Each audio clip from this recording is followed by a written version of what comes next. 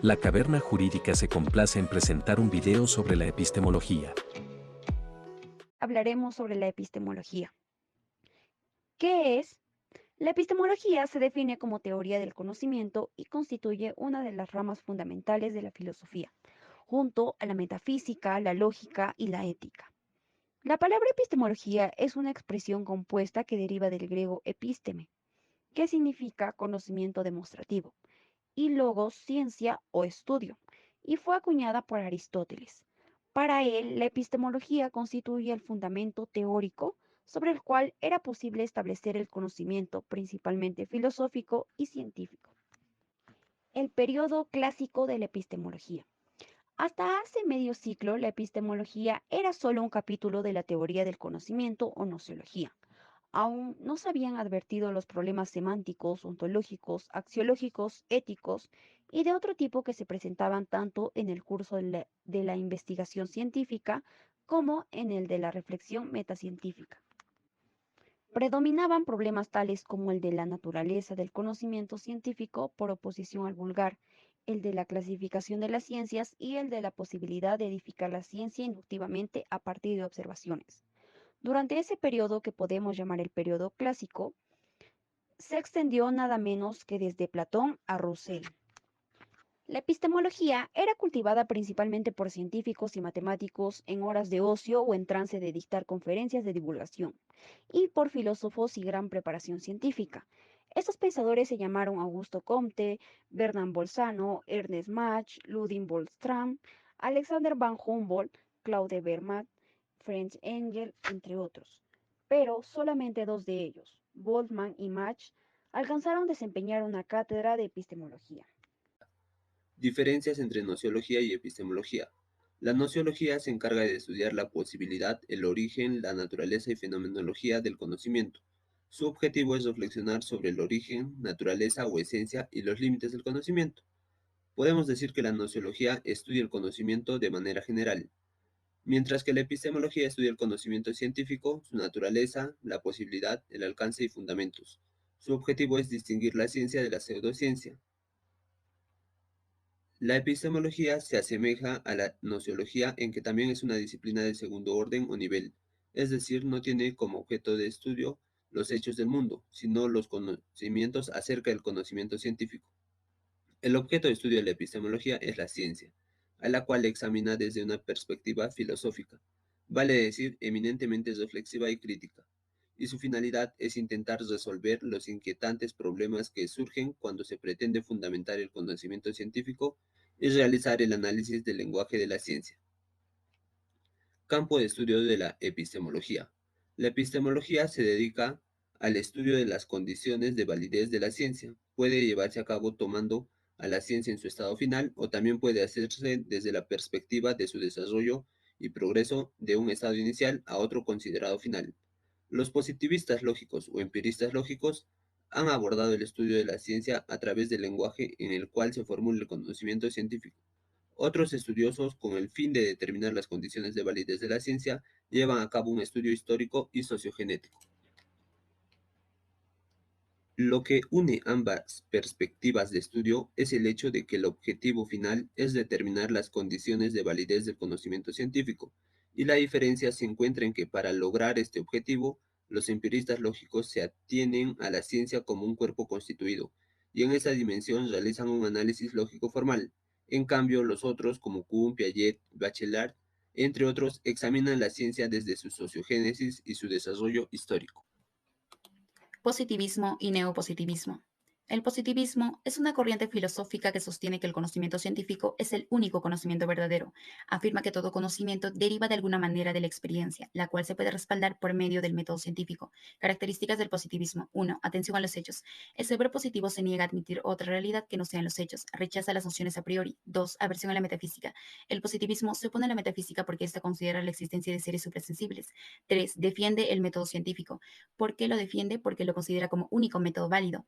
4. La idea de progreso. Para el positivismo, la ciencia tiene un avance progresivo, siempre va hacia adelante. Precursores del positivismo. Tenemos a Henry Saint-Simon, John Stuart Mill y Augusto Comte, a quien vamos a destacar por ser el máximo precursor del positivismo. Augusto Comte fue un filósofo francés y padre fundador de la sociología y del pensamiento positivista. Aplicó el método científico a distintas sociedades para generar leyes que rigieran el comportamiento humano. Cabe destacar la ley de los tres estados. Comte propone que todas las sociedades se atraviesan por tres etapas, incluso el conocimiento atraviesa por estas tres etapas. Cada uno de estos estados es progresivo. Tenemos al estado teológico, al estado metafísico y al estado positivo. En el estado teológico, las personas dan explicaciones a los fenómenos mediante supersticiones, mitos o individuos sobrenaturales, dioses. El estado metafísico viene a ser un avance respecto al estado anterior. Se reemplaza la explicación de las cosas por medio de fuerzas sobrenaturales por conceptos filosóficos. En el estado positivo triunfa la explicación científica. Es una sociedad donde el conocimiento y la realidad son regidas por la ciencia. El neopositivismo, denominado también empirismo lógico o positivismo lógico, surge en el siglo XX desarrollado por un grupo de personas denominadas el Círculo de Viena. El Círculo de Viena fue fundado por Moritz Schlick. Moritz Schlick en 1922 ocupa la cátedra de la filosofía de las ciencias inductivas en la Universidad de Viena. En 1924 comienza discusiones sobre la ciencia, más allá de disciplinas específicas con otros científicos. El Círculo de Viena va a estar conformado por matemáticos, físicos y científicos sociales que compartían un interés común por la ciencia. Las características del Círculo de Viena vienen a ser unificar la ciencia, criticar a la metafísica, transformar la filosofía especulativa a una filosofía analítica. Dicho círculo se va a popularizar en el año 1930. Ahora hablaremos sobre los argumentos deductivos e inductivos. Argumentos deductivos. Este tipo de argumentos se caracterizan por la pretensión de la verdad de las premisas y que garantiza plenamente la veracidad de la conclusión. En este tipo de argumentos se obtienen cuando partimos de premisas generales y llegamos a una conclusión que viene a ser particular. Argumentos inductivos. Aristóteles dice que toda cosa particular es la unión de materia y forma. Materia es lo que hace que un particular sea un individuo único y forma es lo que hace que el particular sea miembro de una clase de cosas. Asimismo, menciona dos tipos de argumentos, las cuales son de enumeración simple y la intuición directa. Ahora mencionaré sobre lo que son las leyes científicas. Estas son proposiciones que enuncian relaciones constantes entre al menos dos factores. También las leyes científicas pueden referirse a fenómenos naturales y en este caso se denominan leyes naturales. Y también pueden referirse a fenómenos sociales que en este caso son formulados por las ciencias sociales. Las leyes científicas describen vínculos constantes entre antecedente, que es causa, y un consecuente, que sería efecto. Algunos ejemplos de las leyes científicas serían las leyes de Newton, leyes de Kepler, la ley de Hooke y la ley de la gravedad. En las leyes de Newton podemos tener, por ejemplo, la ley de la inercia, la ley de la acción y reacción y la fundamental a la dinámica. Ciencia y pseudociencia. Es relevante conocer en primer lugar sus acepciones. La ciencia es el conjunto de conocimientos objetivos, sistemáticos y comprobables que son obtenidos adecuadamente mediante el método científico. Como ejemplo, la física, geología y la economía. Pseudociencia vendría a ser la afirmación, creencia o práctica que es presentada como científica y fáctica, pero incompatible con el método científico. Ejemplo, quiromancia. Diferencias. La principal sería entre ciencia y pseudociencia, que esta última no utiliza el método científico en sus investigaciones. El filósofo célebre Karl Popper pensaba que el rasgo fundamental de una teoría científica es que debe ser falseable. No implica que sea falsa, sino que dicha teoría sea contrastable. Para Popper, el marxismo de Karl Marx y el psicoanálisis de Sigmund Freud son pseudociencias. En cambio, Einstein merecidamente tiene a su teoría de la gravitación como ciencia. La ciencia y sus críticos. Si bien la ciencia brinda importantes beneficios a la humanidad, no está exenta de críticas. En esta ocasión abordaremos tres críticas que tienen un particular interés filosófico. El cientismo, culto a la ciencia, hace alusión a un elevado estatus de la ciencia en una sociedad moderna. La ciencia y religión.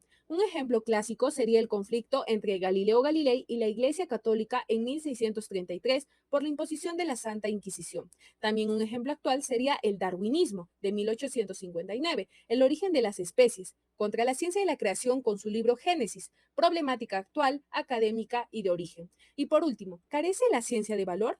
El conocimiento científico en ocasiones se ha utilizado con fines poco éticos. Empero, ético o no ético, la ciencia se ocupa de hechos y estos por sí mismos no tienen significado ético. Tal vez no podamos llegar a una respuesta al respecto, pero sí podremos distinguir conceptos claves y proporcionar un adecuado equilibrio entre estos.